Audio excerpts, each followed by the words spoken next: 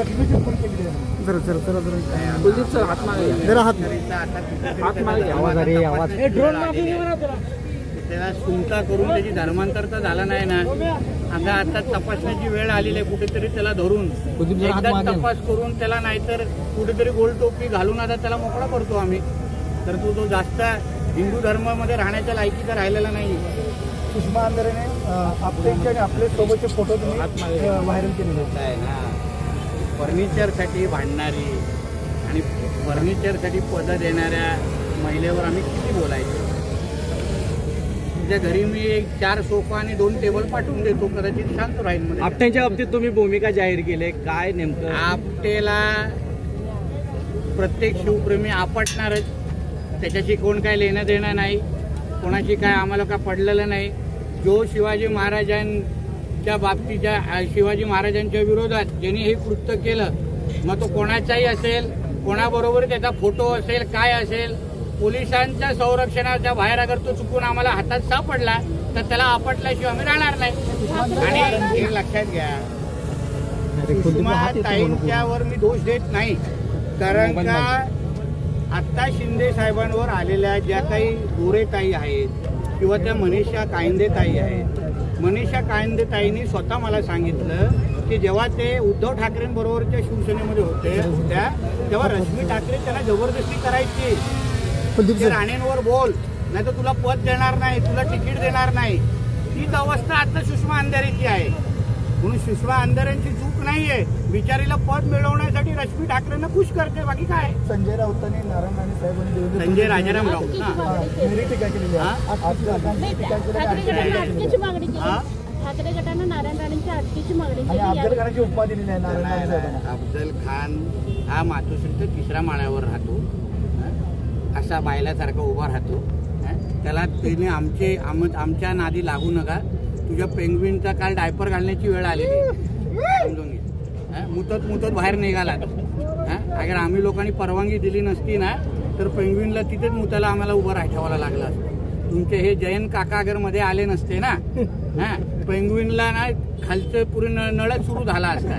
म्हणून उगाच आमच्या नादी लागू नका. काल तुझ्या पेंग्विनची काय अवस्था झाली होती ते पहिले बघा. नितेश राणे वारंवार राणे असतील जाणे जोरदार टीका करतात. कोण कोण?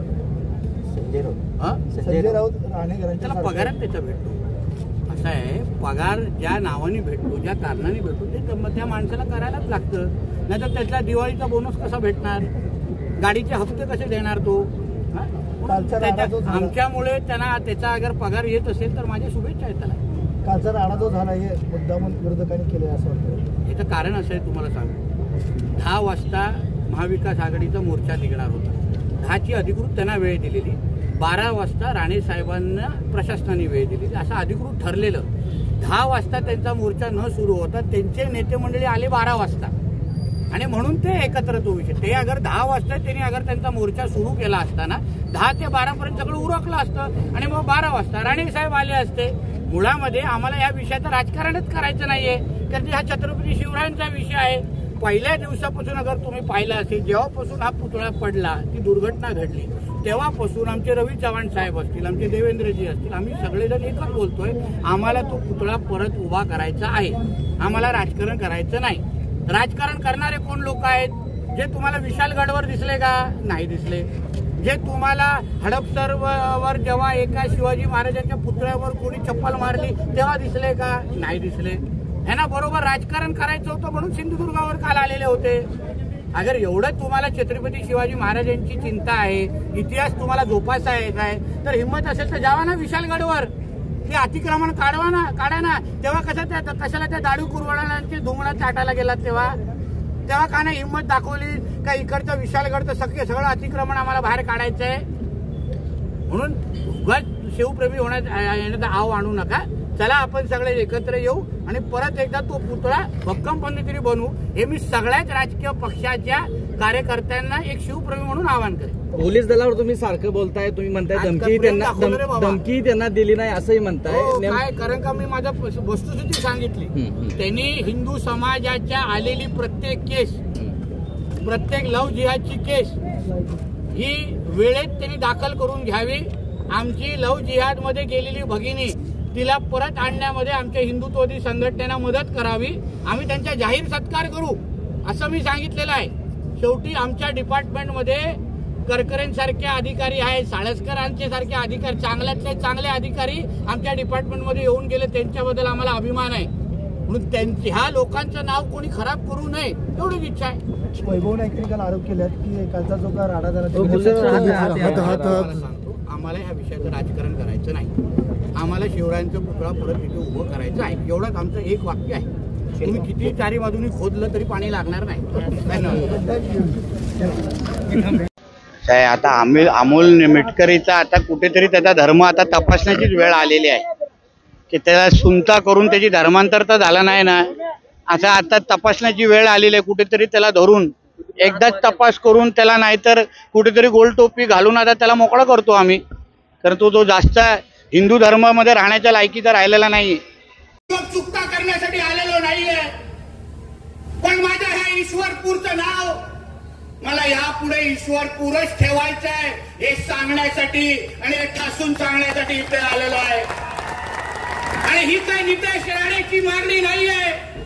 विचारा, ज्यांना ज्यांना सांगलीचा इतिहास माहिती आहे, ज्यांना ज्यांना आमच्या ईश्वरपूरचा इतिहास माहिती आहे, त्यांना विचारा. इस्लामपूरचा ईश्वरपूर व्हायला पाहिजे ही मागणी आमची नाही आहे, ही मागणी आमच्या डॉक्टर हेगडेवारांची आहे. ती परत एकदा सांगण्यासाठी आम्ही इथे आलेलो आहे. आणि ही डॉक्टर साहेबांची फक्त मागणी नाहीये, ही मागणी आमचे हिंदू हृदय सम्राट बाळासाहेब ठाकरेंची आहे. ती मागणी करण्यासाठी इथे आलेलो आहे. आमच्या बाळासाहेबांनी सांगितलेलं की हे इस्लामपूरचं ईश्वरपूर आम्हाला मान्य नाही. जसं छत्रपती संभाजीनगरचं नाव बदलून आम्ही दाखवलं, तसं आता फक्त काही महिने थांबा. हे सगळे हे जे दुकानावर फलकवर इस्लामपूर लिहिलाय ना, त्याच्यावर पट्ट्या लावायला लागतील आणि ईश्वरपूर परत लिहायला लागेल.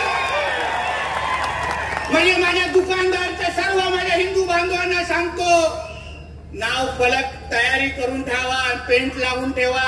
हे जास्त काळ इस्लामपूर तुमच्या दुकानावर आम्हाला दिसणार नाही, आम्ही ठेवणार नाही. हे आमचं हिंदू राष्ट्र आहे. इथे काय सर्व धर्म समभावची पिपडी आम्ही वाजत बसणार नाही. आमच्या हिंदू राष्ट्रामध्ये पहिलं हिंदूंची काळजी घेतली जाणार, हिंदूंना प्राधान्य दिलं जाणार आणि मग सगळ्या धर्मांना आम्ही मोजणार. हेच आमचं ब्रीद वाक्य आहे. हे सर्व धर्म समभाव मी मानत नाही. जाऊन सांगा त्या कोणाच्या दुसऱ्या पक्षाच्या व्यासपीठावर जाऊन सांगा, आमच्याकडे सांगू नका. या हिंदू राष्ट्रामध्ये सर्वात पहिलं हिंदूंचं हित बघितलं जाणार आणि मग बाकी सगळे मोजले जाणार, यात सांगून जा. म्हणून कोणीही प्रशासनामध्ये किंवा कुठलाही अधिकारी वाकड्यामध्ये जात असेल ना, मला रे बाबा नको जाऊ. स्वतःची काळजी असेल ना तर निश्चित नको जाऊ. सरकार कोणाचं आहे बघ, सरकारचा मुख्यमंत्री कुठल्या विचाराचा आहे बघ, सरकारचा उपमुख्यमंत्री कुठल्या विचारायचा आहे बघ. ते बघितल्यानंतर समोर आलेल्या कुठल्या हिंदूवर अगर तू अन्याय करशील तर परत 24 तास पण त्या खुर्चीवर तू राहणार नाही, एवढी काळजी आम्ही निश्चित पद्धतीने घेऊ. नाही परवा आम्हाला कोणाची गेल्या वेळी आलेलो पोलीसमध्ये सांगलीमध्ये, याला कोणा वाटलं का माझ्या पोलीस बांधवांना मी धमकी देऊन गेलो? कशाला धमकी देऊ, कशाला त्यांच्या अंगावर चालू माझे आहेत ते. महाराष्ट्र आणि मुंबई पोलिसांवर जेवढा राणे कुटुंबावर विश्वास आहे ना, तेवढा अजून कोणावरच असू शकत नाही. विचारा यांच्या वरिष्ठांना कधी. माझे वडील जेव्हा मुख्यमंत्री होते या राज्याचे, तेव्हा पोलिसांना सर्वात जास्त घरं देणाऱ्या नारायण राणेचा हा मुलगा आहे, नितेश राणे. हे लक्षात ठेवा. कुठल्याही पोलिसांवर आम्ही कधी वाकड्या नजरांनी पाहू शकत नाही. पण आमची मागणी काय? आम्ही स्वतःसाठी संरक्षण मागतोय का? माझ्या घरात चोरी होते म्हणून हे बोलतोय का? नाही. इकडच्या असलेल्या हिंदू बंधू भगिनी आहेत, माझ्या हिंदू माता भगिनी आहेत, त्यांच्यावर लव जिहाद सारखे प्रकार सुरू आहेत. लव जिहादच्या नावाने हिंदूंची संख्या कमी होते आहे. आणि जेव्हा ह्या तक्रारी घेऊन जेव्हा माझ्या माता भगिनीचे आई वडील जेव्हा पोलीस स्टेशनमध्ये जात असतील आणि तिकडे बसलेला जो अधिकारी त्यांना भेटायला पण तयार होत नसेल, त्याची केस पण घ्यायला तयार होत नसेल आणि त्या हिंदू माता भगिनीच्या आई वडिलांची बाजू अगर आम्ही लोकांनी घेतली तर आम्ही पोलिसांच्या विरोधात कसे आहोत हा प्रश्न मला यांना विचारायचा आहे.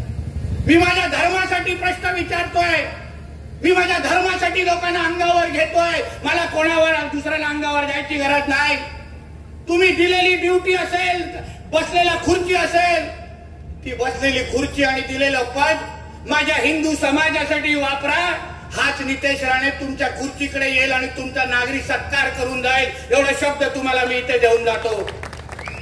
आम्हाला फक्त तुमच्याकडून एवढीच अपेक्षा आहे. आणि तुम्ही कोणाची बाजू घेताय, कशासाठी घेताय? आमच्या भरतनी काय सांगितलं तुम्ही ऐकलं नाही? काय लिहिलंय त्यांच्या इस्लाम मध्ये, काय लिहिलंय त्यांच्या कुराण मध्ये? अहो, जेव्हा धर्माची बाजू येईल ना, जेव्हा धर्माची पाळी येईल तेव्हा तो समोरचा जिहादी तुमच्या वर्दीकडे पण बघणार नाही. हे तुम्ही लक्षात ठेवा. तुम्हाला मोजणार नाही तो.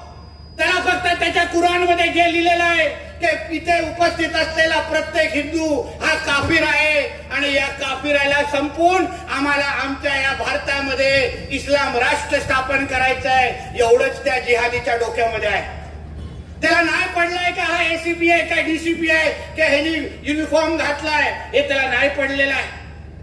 किती उदाहरण देऊ तुम्हाला, किती उदाहरण देऊ. आता हल्लीमध्ये धारावीमध्ये तुम्ही लोकांनी ऐकलं असेल, टीव्हीवर पाहिलं असेल, धारावीमध्ये आमचा एक हिंदुत्वादी कार्यकर्ता अरविंद नावाचा, त्यांनी काय केलं, फक्त धारावीमध्ये एक अनधिकृत मस्जिद त्यांनी तोडायला लावली. पोलीस चौकीच्या रिझर्वेशनवर, आरक्षणावर ती अनधिकृत चौकी होती. त्यांनी तक्रार केली आणि ती मस्जिद तोडायला लावली, अनधिकृत होती. या जिहादांनी काय केलं, त्या आमच्या हिंदुत्वादी कार्यकर्त्याला मारून टाकलं. नुसतं मारून टाकलं नाही, पण त्याच्या जेव्हा अंत्यसंस्कारची यात्रा सुरू होती आणि त्या अंत्यसंस्कार यात्रावर हे आमचे पोलीस बांधव जे सुरक्षेसाठी तिथे उपस्थित होते, त्या सगळ्यांवर या जिहादांनी दगड मारायला सुरू केली आणि असंख्य माझ्या पोलीस बांधवांची डोकी फुटली त्या निमित्ताने. तेव्हा मोजलं का तुम्हा लोकांना? तेव्हा विचारायला आले का साहब कौन बिर्याणी खाएंगे, चिकन के मटन? नाही विचारायला आले तेव्हा. कारण का तेव्हा त्यांचा धर्माचा विषय होता. त्यांना माहिती होतं त्यांची मस्जिद जी अनधिकृत होती ती या हिंदुत्वादी कार्यकर्त्यांनी तोडली आहे. तो राग त्यांच्या मनामध्ये होता की हा माझ्या इस्लामच्या विरोधात कसा जाऊ शकतो, आणि म्हणून त्याच्या अंत्यसंस्कारावर दगडी त्यांनी मारली आणि आमच्या पोलीस बांधवांकडे पण त्यांनी पाहिलं नाही.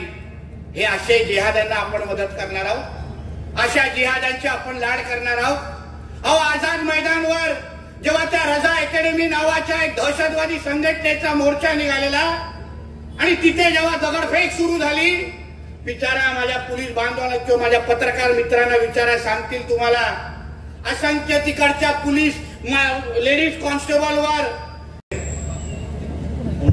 हॅलो, जरा पुढे या सर्वांनी. पाठीमागे इकडे तिकडे उभा राहिलेले पुढे या.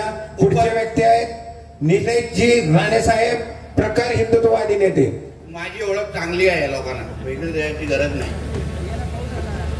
उपस्थित असलेले माझे सर्व हिंदू बंधू भगिनीनो आणि माझे सर्व तरुण मित्रांनो, काय रे बाबा निघतोय ना व्हिडिओ व्यवस्थित? पोलिसाला विचारतो, नंतर केस टाकायची आहे ना म्हणून. कारण का त्या तुझं पण आहे ना व्यवस्थित? बघ हसतोय मला, बघ त्याला माहिती आहे नंतर केस टाकू शकणार नाही. कारण का त्या भडव्यांची जेव्हा ईदची आणि मोहरमची मिरवणूक निघते तेव्हा हे असे कॅमेरा घेऊन उभे राहत नाही. आमच्याच टायमाला लाड करायला लागतं या लोकांना.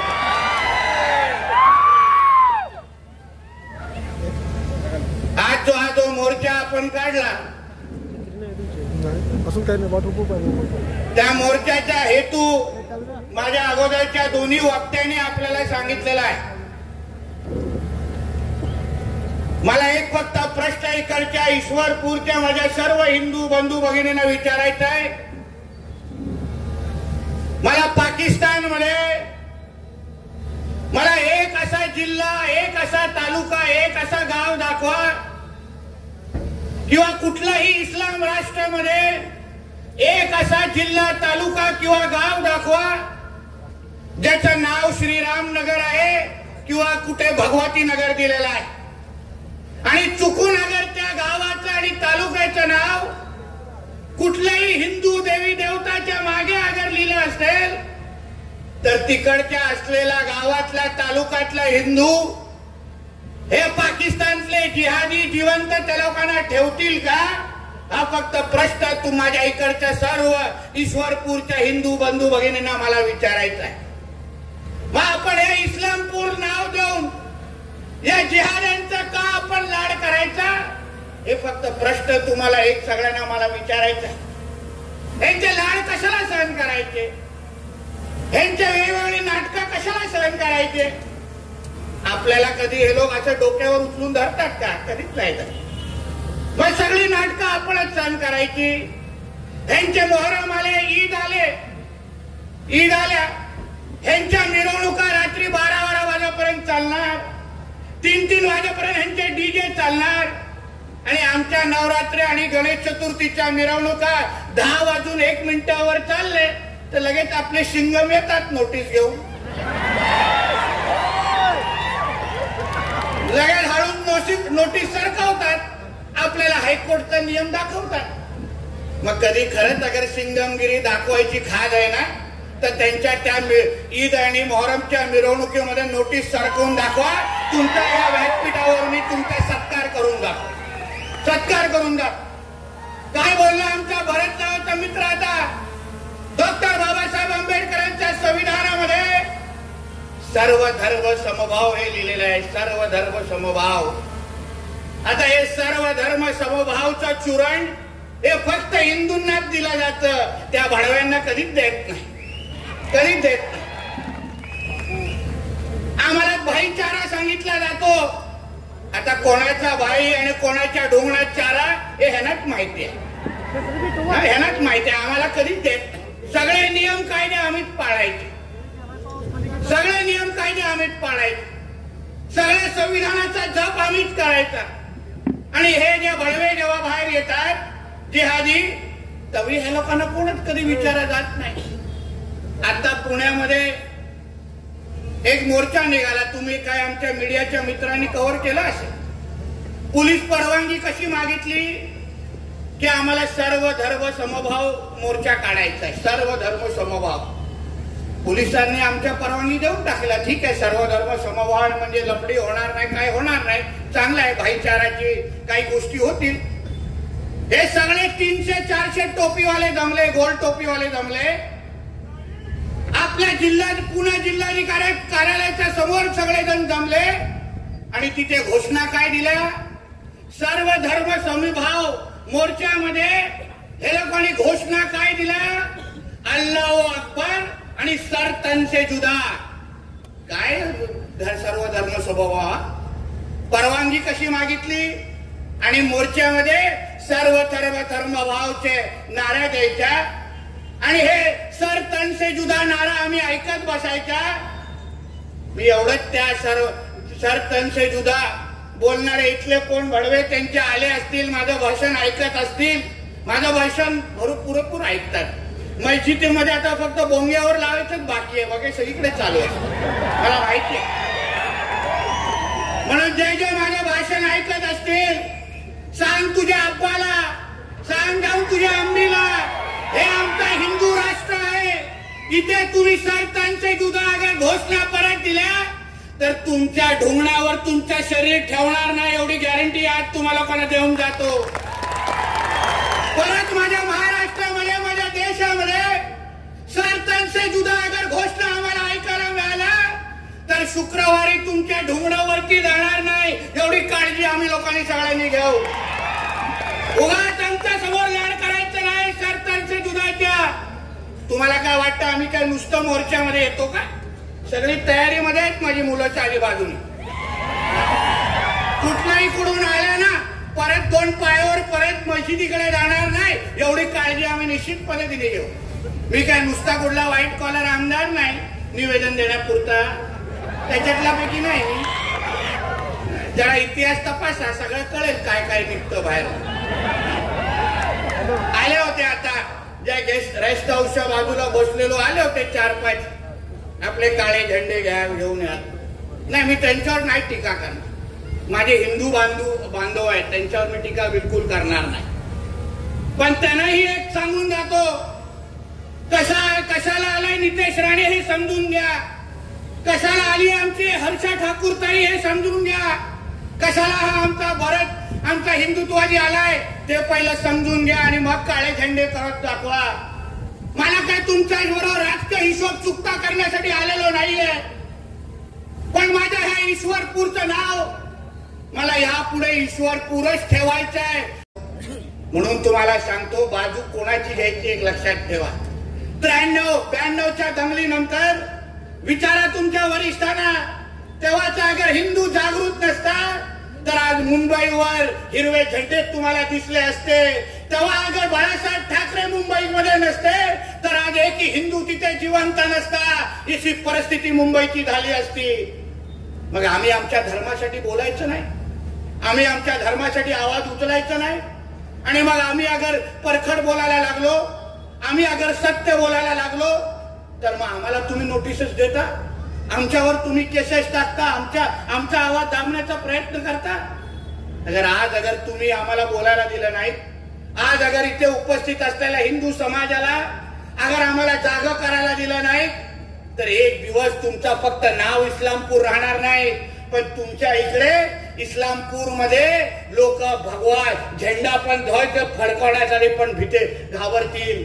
अशी परिस्थिती तुमच्या इकडच्या भागाची होऊन जाईल. असंच झालेलं आमच्याकडे एक ज्वलंत उदाहरण तुम्हाला देतो. ठाणा जिल्हा आहे, ठाणा ग्रामीण.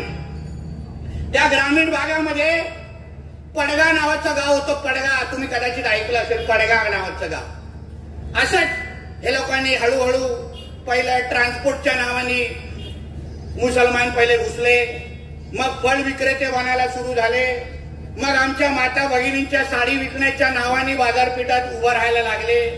मग आपण हळूहळू ते 5%, 10%, 15%. आज तुम्ही त्या पडगा गावामध्ये जाऊन विचारा, त्या पडगा गावाचं नाव बदलून त्या लोकांनी अल शाम करून टाकलंय आणि तिथे औषधाला पण एक हिंदू सापडत नाहीये. तुमच्या ठाणा भागाच्या ग्रामीण भागामध्ये जाऊन बघा.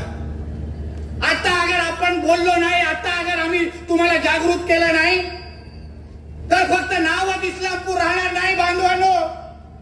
हे आपले मंदिरं तोडून टाकतील, आपल्याला पूजा प्रार्थना करण्यापासून थांबवतील, आपल्या हिंदू सण इथे थांबवून टाकतील, भगवा फडकवण्यामध्ये हे लोक आपल्या ईश्वरपूरमध्ये बंदी आणतील. अशी परिस्थिती तुमच्या इथे निर्माण होईल. तुम्ही फक्त स्वतःला प्रश्न विचारा की तुमच्या डोक्यावरचा भगवा तुम्हाला किती वर्ष डोक्यावर तुम्हाला ठेवण्याचा स्वातंत्र्य पाहिजे. तुम्ही बांगलादेशमध्ये बघा काय चाललंय. आमच्या भारतली तुम्हाला विश्लेषण करून सांगितलं. तिथे हिंदूंचे ठेचून मारतायत. तिथे विचारतायत का हिंदूंना मारण्या अगोदर, अरे बाबा तू मराठा आहेस का ओबीसी आहेस?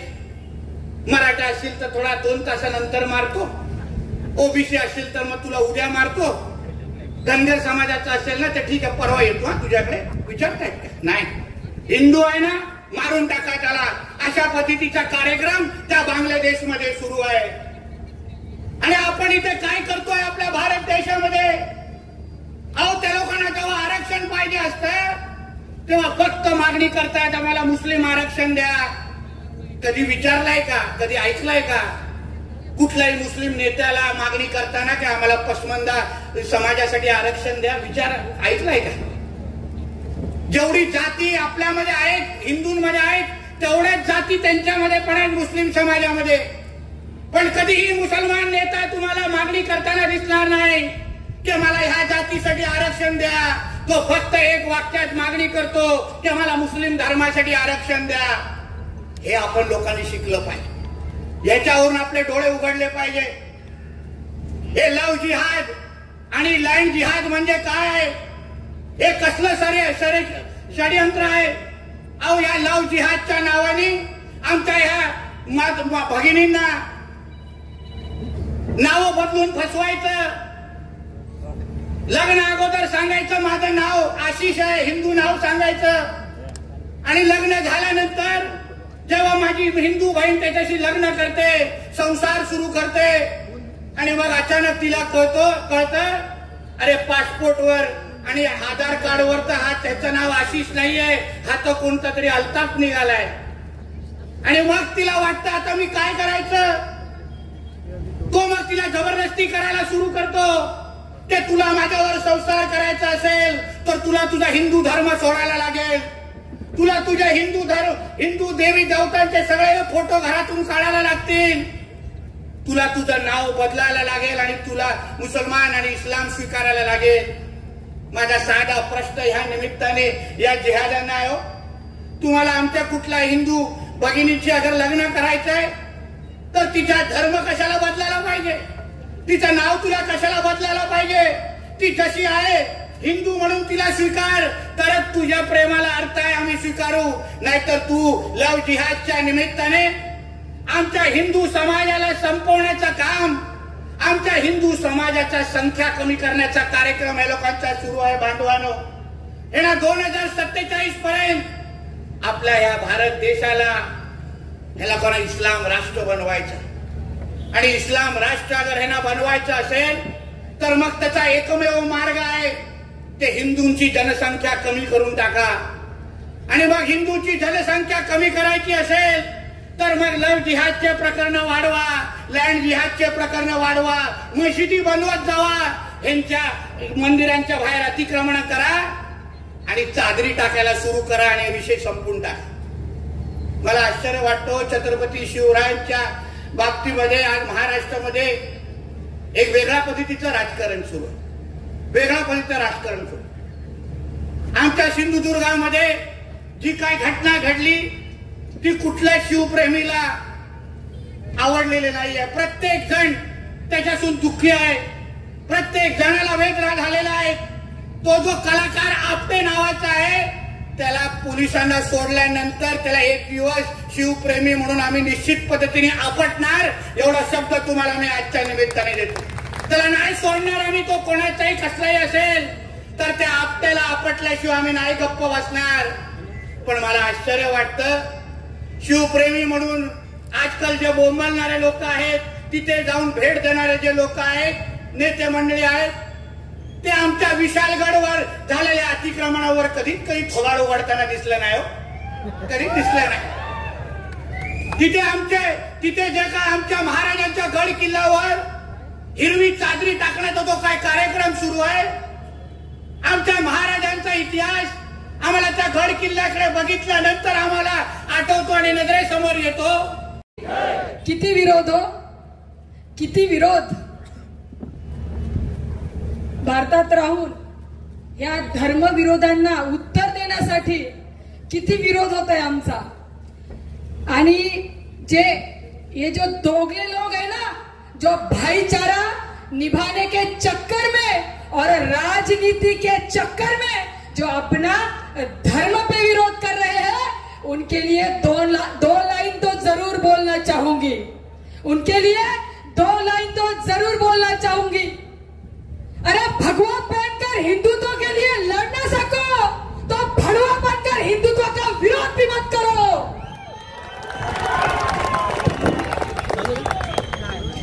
राजकारण राजकारण राजकारण कोणी म्हणतं की हे जे हिंदुत्ववादी आहेत हे राजकारणासाठी आहे. हे गोष्ट लक्षात ठेवा, आम्ही आमच्या आया बहिणींना न्याय मिळावा ह्याच्यासाठी आम्ही इथं उतरलेलो आहोत. हे गोष्ट लक्षात ठेवा. आम्हाला राजकारणात घुसायची गरज नाहीये आणि सरकार तशी आमचीच आहे, हे पण गोष्ट लक्षात ठेवा. इस्लामपूर इस्लामपूर इस्लामपूर उगत झालेलं नाहीये. इस्लामपूर उगत झालेले नाहीये. इस्लामपूर आपण कशाला म्हणायचं इस्लामपूर. आपण भारतात रहते, हम हिंदुस्तान में रहते हैं. मैं हमेशा से बोलती आई हूं, हमारे वीरों ने, हमारे शरों ने इस धरती पर खून बहाया है, इस धरती पर खून बहाया है. यूं ही नहीं मिली भारत देश को आजादी, रक्त से शब्द सजाए है. अरे धड़ लड़ते रहे, सर कटते रहे, तब जाके हिंदुओं तुम हिंदू कहलाए हो. ये बात याद रखना, ये बात याद रखना. मत भूलना तुम धर्मवीर छत्रपति संभाजी महाराज जी ने जो 40 दिन तक यातनाएं सहन करके तुम्हें हिंदू बनाए रखा, तुम्हें हिंदू बनाए रखा। आज जो हिंदू होकर हिंदुत्व का विरोध करते हो, आज भी सुधर जाओ। अरे आज महाराष्ट्रामध्ये आमच्या साधू संतांवरती हे हरामखोर जिहादी पिलामण यांच्या घरी नक्कीच अब्दुल येऊन गेला असेल। हे लोक आज आमच्या महाराजांचा विरोध करत आहेत। कोणीतरी तो मिटकरी आहे, हरामखोर, तो म्हणत आहे की हे भगवे कुत्रे आहेत, भगवे जिहादी आहेत। अरे हरामखोरा, हे भगवे जिहादी जर तुझ्या घरात जर घुसले ना, एकाला पण तुझ्या घरात सोडणार नाही, ही गोष्ट लक्षात ठेव। आज आमच्या साधू संतांवरती हे असे अपशब्द वापरत आहेत। यांना हिंदू म्हणाव का हो? यांच्या घरी जरूर मुघल येऊन गेलेले असतील, कारण की हिंदू कधीच हिंदुत्वाचा विरोध करत नाही। आणि त्या मिटकरीला एकच सांगणं आहे, हे बघ, हर्षू ठाकूरचा कधीच राजकारणाशी काही संबंध नाहीये, पण आज आमचे भाऊ राजकारण सोडून तुमच्या आपल्यासाठी हिंदुत्वासाठी लढत आहेत, आपल्या धर्मासाठी लढत आहेत, आपल्या आई बहिणींना न्याय मिळावा म्हणून लढत आहेत। हे गोष्ट लक्षात ठेवा, हे काही राजकारण नाहीये। मी पुन्हा पुन्हा सांगते, आज जे काही ते हिरवे कुत्रे म्हणावं लागत, कारण की जोपर्यंत बाळासाहेब हिंदू हृदय सम्राट श्री माननीय बाळासाहेब ठाकरे होते, तोपर्यंतच आमची शिवसेना होती, ही गोष्ट लक्षात ठेवा। तोपर्यंत आमची शिवसेना होती। आज जे 4-5 कुत्रे काळे झेंडे घेऊन तिथे होते ना, जे हिंदुत्वाचा विरोध करत होते, अरे हरामखोरांना डीएनए टेस्ट करून घ्या तुम्ही। अरे तुमच्या बहिणींवरती बलात्कार झाले, तुमच्या बहिणीच्या प्रायव्हेट पार्टवर 10-10, 100-100 खंजर मारण्यात आले, तुमच्या बहिणीला विवस्त्र करून 80-80 लोकांनी बांगलादेशवर बांगलादेशच्या काही जिहाद्यांनी 80-80 जिहाद्यांनी तुमच्या बहिणीवरती बलात्कार केला। आणि ह्याच्याच विरोधामध्ये आज आम्ही इथं सांगली जिल्ह्यामध्ये आज आम्ही मोर्चा काढत आहोत, तर तुम्ही हरामखोर याचा विरोध करत आहात। अरे हे तुमच्या आया बहिणीसोबत जर कधी झालं तर हेच हिंदू येतील, हे गोष्ट लक्षात ठेवा। कोणता जिहादी कुत्रा येणार नाही। एवढा भाईचारा बोलत आहात ना, एकदा शेपूट घुसलं ना, मग सगळा भाईचारा निघून जाईल तुमचा। इस्लामपुरचं ईश्वरपुर व्हावं। सभी से एक बात कहना चाहूंगी, आप जो ये बोलते हो ना, हिंदू राष्ट्र कब बनेगा, हिंदू राष्ट्र कब बनेगा, मैं तुम सभी हिंदुओं को एक ही बात कहना चाहूंगी, ये हिंदू राष्ट्र है।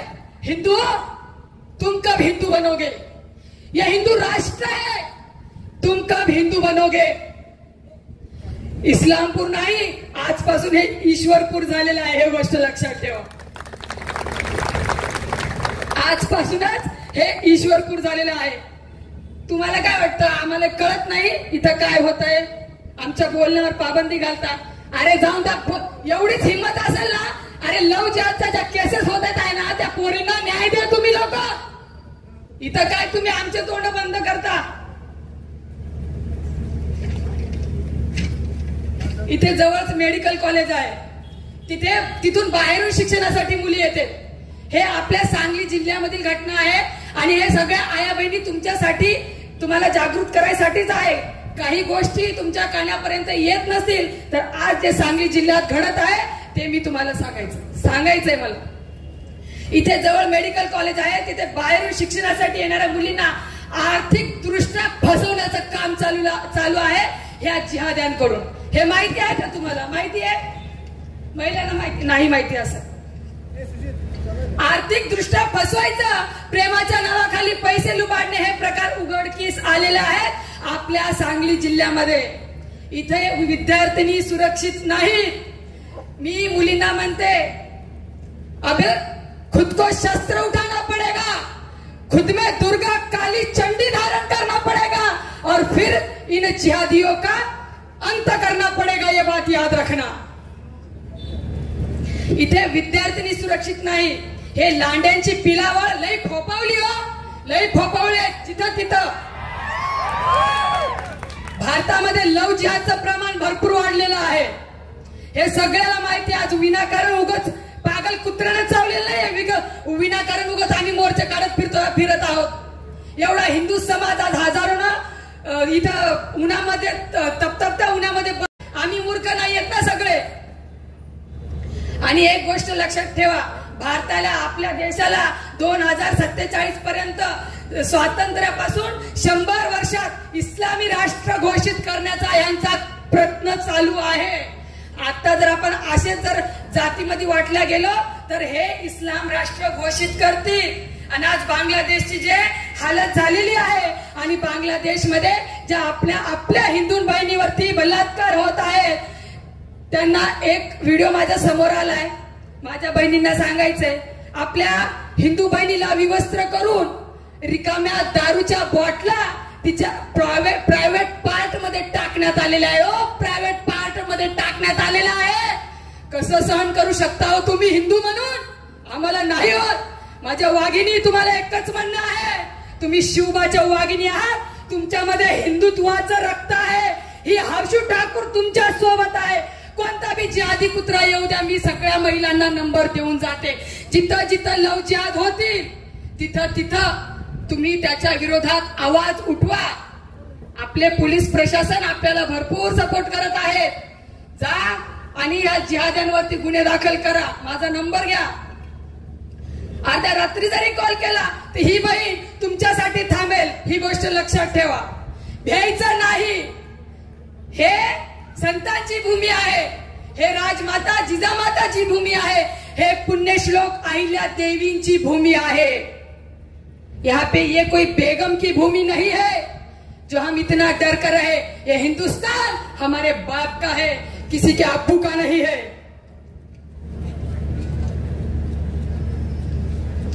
ह्या स्थानिक जमिनी बळकावतात. यांच्या जिहादाचे प्रमाण एवढे वाढलेले आहे. मुलींना ड्रग्स, सेक्स इत्यादींचे व्यसन लावण्यात येत आहे. आपल्या मुली शाळेत जात आहेत तर आपल्या मुलींकडे थोडं लक्ष ठेवा. ह्या कोणत्या व्यसनाच्या तर अधीन गेलेल्या नाहीत ना. आपल्या पोरींचं, आपल्या हिंदू बहिणींचं ब्रेन वॉश केलं जातंय. जर कोणती हिंदू बहीण, आता पण सांगते, जर कोणाच्या कानावर आल्या असेल आणि कोणाला कुठं जिहाद होत असेल, लव जिहाद होत असेल माहित असेल तर त्या मुलींचे नंबर वगैरे द्या. आम्ही सगळी माहिती तिची गुपित ठेवू आणि त्या पोरीला पूर्ण 100% बाहेर काढू आम्ही. 100%. हे हर्षू ठाकूरचा वादा आहे तुम्हाला सगळ्यांना. आपल्या बहिणींना वाचवायचंय. आणि एक गोष्ट लक्षात ठेवा, श्रीकृष्ण जन्माष्टमीला ह्यांनी बाया नाचवल्या. काय बोला होता? ईश्वरपूरमध्ये बेकायदेशीर मस्जिदी आणि मदरसे ह्यांचा वापर अतिरेकी लपवण्यासाठी देखील होत आहे. हे गोष्ट लक्षात ठेवा बरं. हे जे विशिष्ट लोक आहेत ना, स्वतःला शांतिप्रिय म्हणून घेणारे, हे समाजाकडून आपल्या हिंदू धर्मी मुलीवर अत्याचार करून त्यांना प्रेमाच्या जाळ्यात ओढून धर्मांतरण करण्यास भाग पाडत आहेत. आपल्या पोरींना कोणी आर्थिक गरीब असेल तर त्यांना पैशाचा लालूच देते, त्यांचं ब्रेन वॉश करते. आपल्या नाबालिग पोरींना हे फसवण्याचं काम करत आहेत. आणि ज्या पोरी फसल्या नाही हो, त्यांना हे हरामखोर मारून टाकत आहेत.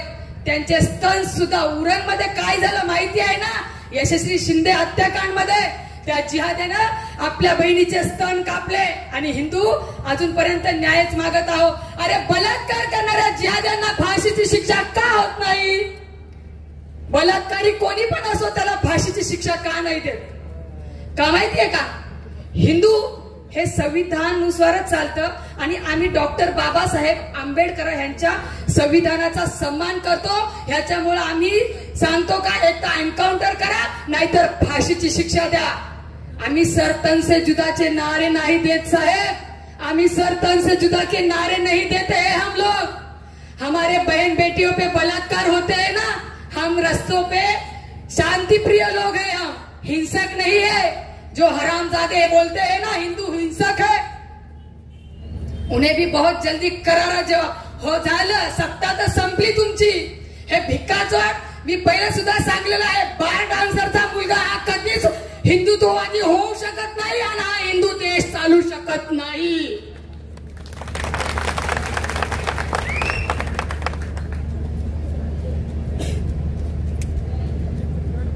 10 ते 11 लाख मुली बेपत्ता झालेल्या आहेत आणि सगळ्या हिंदू आहेत. 10 ते 11 लाख मुली आपल्या हिंदू मुली बेपत्ता झालेल्या आहेत 2023 मध्ये. किती किती 10 ते 11 लाख पोरी. काहींना मारून टाकलं, काहींना फाडून टाकलं, काहींना कापून टाकलं. मायबाप न्याय मागत आहेत. अरे कितीपर्यंत मोर्चे काढायचे? त्या जिहाद्यांना फासावर लटकवा. नाहीतर आम्ही जर हिंदू हिंसक झालो ना, मग आम्हाला सीता माता के आंचल पे, सीता माता के चरित्र पे वार हुआ था तो हमारे हनुमान जी ने लंका दहन किया था. ये बात याद रखो हिंदू. अपने ऊपर लालच नहीं है, हम लोग कैंडल लेके नहीं घूमेंगे.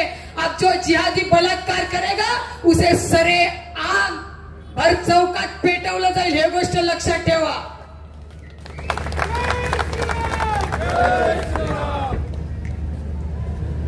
सांगलीमध्ये 10 ते 12 मुली जिहादमुळे होणाऱ्या फसवणुकीस बळी पडलेल्या आहेत. आपल्या सांगली जिल्ह्यामध्ये 10 ते 12 मुली जिहादमुळे होणाऱ्या फसवणुकीस बळी पडत आहेत. नुकतीच मिरजमध्ये गेल्या आठवड्यातील 19 वर्ष मुलीला जिहाद्याने तिचे अश्लील फोटो तयार करून तिला लग्नाचे आमिष दाखवून ब्लॅकमेल करून तिच्यावरती अत्याचार केला. त्या मुलीने आत्महत्या करण्याचा प्रयत्न केलेला आहे. त्या मुलीनं आत्महत्या करायचा प्रयत्न केलेला आहे. तिच्या समर्थनामध्ये जागे व्हा आणि त्या जिहाद्याच्या विरोधात आवाज उठवा. तिचे आई वडील आज पण तिच्यासाठी लढत आहेत. 8 महिन्यापूर्वी जिहाद्याने पळून नेली आहे एक मुलगी आपली. नुकतीच पलूस मधून एका अल्पवयीन मुलीला जिहाद्याने आंध्र प्रदेशात पळून नेले आहे. 10 ते 15 आणि मग यांची घरं वाढत जाणं आणि ह्या आम्ही गोष्टी सहन करायच्या. या गोष्टी काय शिवप्रेमीच्या चौकटीत बसत नाही.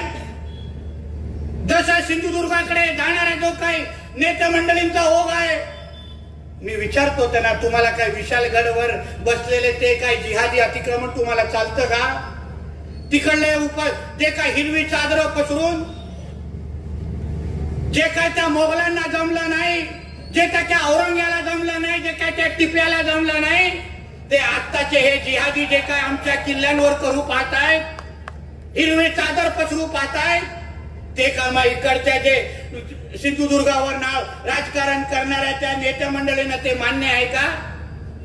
आम्ही कशाला सहन करायचे आमच्या विशालगडवरचे अतिक्रमण?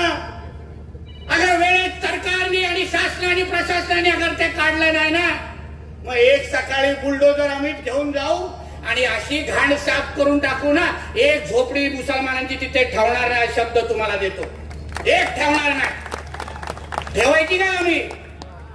ठेवायची का तिकडच्या त्या लोकांची हिरवी चादर? मग आवाज करा, जोरात काढला पाहिजे त्या बोंग्यापर्यंत. ही जी काय मस्ती ह्यांची जी चालली आहे, म्हणजे ह्यांच्याबद्दल काय बोललं, ह्यांच्या जिहादांनी आमच्या लव जिहादचं प्रकरण काढलं तर हे लोक कोण काय बोलत नाही. पण कुठल्याही हिंदूने अगर काही चूक केली तर लगेच हे लोक सगळे बुडाखाली आग लागली सारखे आमच्या मागे येतात. बांधवांनो, ह्या गोष्टी तुम्ही बारकाईने लक्ष ठेवला पाहिजे. आमच्या ह्या ईश्वरपूरला जोपर्यंत आपण ईश्वरपूर हे नाव देत नाही तोपर्यंत तुमच्या कोणाच्याही तोंडातून इस्लामपूर हा शब्दच निघाला नाही पाहिजे. आणि कोणी अगर चुकून तोंडातून अगर इस्लामपूर काढला तर त्याच्या थोबडाखाली 2 कानाखाली काय खेचा आणि त्याला सांगा, अरे पहिला ईश्वरपूर बोल आणि मग तुला पुढे जायला देतो. दाखवा ही आक्रमकता, दाखवा ही कडवटपणा. अरे हिंदू म्हणून अगर आपण ही कडवटपणा दाखवली नाही तर या जिहादांना पण कळणार नाही की हे आता इस्लामपूर जास्त काळ राहू शकणार नाही. आम्हाला आमच्या या हिंदू राष्ट्रामध्ये पाकिस्तानचं कुठलंही चिन्ह ठेवायचं नाहीये. आम्ही इथे फक्त डॉक्टर बाबासाहेब आंबेडकरांचं संविधानच मानतो. आम्हाला काही शरिया कायद्याचे लाड करायची काय गरज नाहीये. तुम्हाला त्या शरियावाल्यांची चाटायची असेल ना तर जावा त्या पाकिस्तानमध्ये, परत यायची हिंमत करू नका. आमच्या ह्या देशामध्ये राहायचं असेल तर इथे फक्त डॉक्टर बाबासाहेब आंबेडकरांचंच संविधान मानायला लागेल. एवढं सरळ स्पष्ट आहे. त्याच्या पलीकडे आम्ही कोणाचं काय ऐकणार नाही. म्हणून हिंदू बंधू भगिनींनो आणि माझ्या तरुण मित्रांनो, थोडा आपल्यामधली ही धमक, ही ताकद आपल्याला दाखवण्याची, आपल्याला आता संधी सोडायची नाहीये. ह्यांचे लाड जास्त सहन करायची गरज नाही. कोणी काही तुम्हाला धमकवत असेल, दबाव टाकत असेल, त्याचा फक्त मला फोटोग्राफ आणि नंबर माझ्या व्हॉट्सअपवर पाठवा. तो परत तुम्हाला त्या जागेवर दिसणार नाही, एवढे शब्द तुम्हाला आज देऊन जा, शब्द देऊन जा. जास्त ह्यांच्या लोकांची लाड काय सहन करायची गरज नाही आपल्याला. आपल्या हिंदू राष्ट्रामध्ये आपलं हिंदुत्वादी सरकार आहे. देशाचे पंतप्रधान हे कडवड हिंदुत्वादी आहेत. राज्याचे मुख्यमंत्री आमचे कडवड हिंदुत्वादी आहेत आणि आमचे गृहमंत्री हे पण कडवड हिंदुत्वादी आहेत. हे आमच्या पोलीस खात्याने व्यवस्थित लक्षात ठेवावं. लक्षात ठेवा, कुठेतरी डायरीवर नोंद करून ठेवा. कधी कधी काय विसरायला होतं ना, कोणाचा चुकून फोन आला तर आपण कधी कधी विसरतो, म्हणून डायरीवर लिहून ठेवा की आमचे गृहमंत्री देवेंद्र फडणवीस साहेब आहेत आणि ते कट्टर हिंदुत्वादी आहेत. मग परत परत आम्हाला इथे येऊन असं सुनवायला लागणार नाही. म्हणून आपल्याला सांगतो, हे जे काय आता हे मस्जिद बनवण्याचा जो काय कार्यक्रम इथे सुरू आहे ना, मी इकडच्या प्रशासनाला सांगेन, जे अनधिकृत मस्जिद आणि मदार कोणी इथे आमच्या ईश्वरपूरमध्ये बांधले असतील, ते तुम्हाला अगर जास्त वेळ तुम्हाला ठेवता येणार नाही. वेळेत ते मंदिर आणि मस्जिद इथे डेमॉलिश करून टाका, नाहीतर ते काम आमचे हिंदुत्वादी कार्यकर्ते एक दिवस हातात घेतील आणि तुम्ही काही करू शकणार नाही. इथे फक्त आमच्या कुठल्याही मंदिर असतील तेच दिसलं पाहिजे. आणि अधिकृत एक मस्जिद आम्ही इथे सहन करणार नाही. उगाच कोणाचे लाड सहन करणार नाही. हे या प्रशासनाने इथे लक्षात ठेवलं पाहिजे. म्हणून या निमित्ताने तुम्हाला जाता जाता एवढंच सांगेन, जास्त वेळ बोलणार नाही. 2 वाजायला आले आणि उगाच पोटात कळकळ लागली मग मला जास्त शिवाय पडते. त्या नादात मी पडणार नाही. मी एवढंच तुमच्याकडून अपेक्षा व्यक्त करणार, तुम्ही फक्त विश्वास ठेवा. तोंडातून फक्त ईश्वरपूर बोलायला सुरू करा. आम्ही येणाऱ्या काही महिन्यामध्ये जसं छत्रपती संभाजीनगरचं नाव बदललं तसं लवकरच ईश्वरपूरचा GR घेऊन तुमच्या ईश्वरपूरमध्ये येऊन दाखवतो. आपल्या विचाराचे लोकप्रतिनिधी इथे निवडून गेले तर आपल्या ईश्वरपूर लवकरात लवकर इथे येईल हे तुम्हाला मी शब्द देऊन जातो. सरकार पातळीवर काम सुरू झालेलं आहे, प्रक्रिया सुरू झाली आहे. फक्त GR छापण्याचा ना विषय राहिलेला आहे, तो पण लवकर येईल. म्हणून हे इस्लामपूर वळवळ करणारे काही असतील दाढी कुरवळणारे वाले ना, त्यांना पण सांगतो, वेळेत वस्त्रा फिरवा आणि लावून टाका हिंदू नाव. काय विषय नाही, काय विषय नाही. तुमचे काय इथे लाड करायला आम्ही लोक काही इथे बसलेलो नाही. कशाला राहता इस्लाममध्ये जास्त, या आमच्या हिंदू धर्मामध्ये गादत वादत तुमचं स्वागत करू. तसे काय मोजकेच आहे, 10, 15, 14, 15%. एकदा फक्त मोठ्या संख्येने हिंदू बाहेर निघाले ना, कधी चिरडले जातील कळणार पण नाही आपल्याला, अशी अवस्था यायला. कधी चिरडले आणि मग चिरडताना ना अब्बा वाचवायला येईल ना आंबी वाचवायला येणार, काय फायदा मग. म्हणून उगाचची वळवळ आमच्या इथे करू नका. कोण तुम्हाला कुठेही संरक्षण देत असेल तो काय आमच्या रेंजच्या बाहेरचा माणूस आहे, समजून घ्या. आमच्यावर जास्त तुम्ही लोकांनी मस्ती केली तर फक्त कायद्याचं पालन फक्त वेळेतच आम्ही करणारे लोक आहोत. त्याच्या पलीकडे पण जाऊन आमच्या हिंदू धर्मासाठी आम्हाला शस्त्र उचलण्याची पण मुभा दिली आहे, हे तुम्ही लक्षात ठेवा. तुम्ही तुमच्या इस्लामसाठी टोकावर जाऊ शकता तर आम्ही आमच्या हिंदू धर्मासाठी पण टोकावर जाऊ शकतो, हे तुम्ही नोंद करून ठेवा, हे सांगून जातोय. तुम्ही विचारांची भाषा अगर विचारांनी लढवत असाल तर आम्ही पण विचारांनी उत्तर देऊ. पण तुमच्या हातात अगर चॉपर आणि बंदूक दिसली तर आमच्या पण गाड्या का खाली आणल्या नाहीयेत, हे पण तुम्ही लक्षात ठेवा, हे पण लक्षात ठेवा. आज आम्हाला मोर्चे काढावं लागत आहे आणि साहेब उद्या जर आम्हाला जेलमध्ये जावं लागल आम्ही त्याला सुद्धा हसून हसून जेलमध्ये जायला तयार आहोत.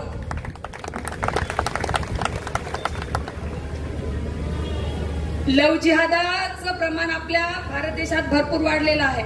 त्याच्यासाठी मी तुम्हाला जास्त वेळ न घेता एक 4-5 मुद्दे सांगते. जसं त्या मॅडमला मी सांगितलेलं आहे की सरळ सरळ बहिष्कार करावं या लांड्यांवर, या जिहाद्यांवर सरळ सरळ बहिष्कार करा. एक गोष्ट लक्षात ठेवा, केळी सुद्धा यांच्या गाड्यावरून घ्यायची नाही, तेवढी सुद्धा त्यांची लायकी नाही. आजकाल कमी रेट मध्ये कमी पैशामध्ये आपल्या हिंदू पोरींना हे कपड्याचे वगैरे दुकाने टाकून आपल्या हिंदू पोरी त्यांच्या इथं जेव्हा कपडे वगैरे खरेदी करायला जात आहेत ना, ह्या चेंजिंग रूम मध्ये त्यांचे अश्लील व्हिडिओ बनवत आहेत आणि त्याच्यावर त्यांना ब्लॅकमेल करून ह्यांच्यावर बलात्कार करत आहेत। हे गोष्ट लक्षात ठेवा।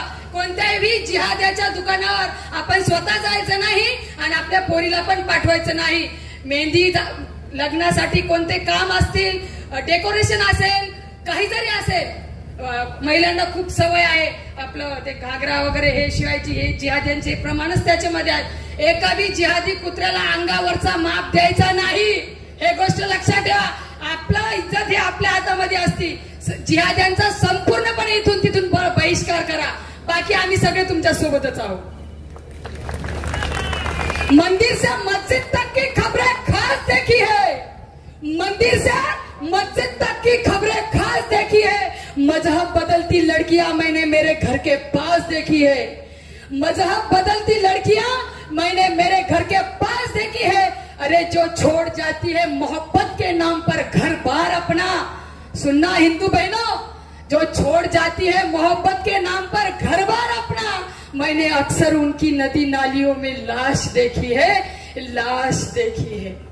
अपने धर्म के प्रति कट्टर वफादार बनो, दुर्गा बनना, काली बनना, चंडी बनना, लेकिन भुरके वाली कभी न बनना, भुरके वाली कभी न बनना। सगळ्यांनी हात वर करा आता। महिलांनी, मागच्या माझ्या महिलांनी पण, भावांनी इकडे थांबलेले सगळे हात वर करा। भारत माता की, भारत माता की जय श्री राम, जय जय श्री राम। धन्यवाद। धन्यवाद मॅडम। यानंतर आपले पुढचे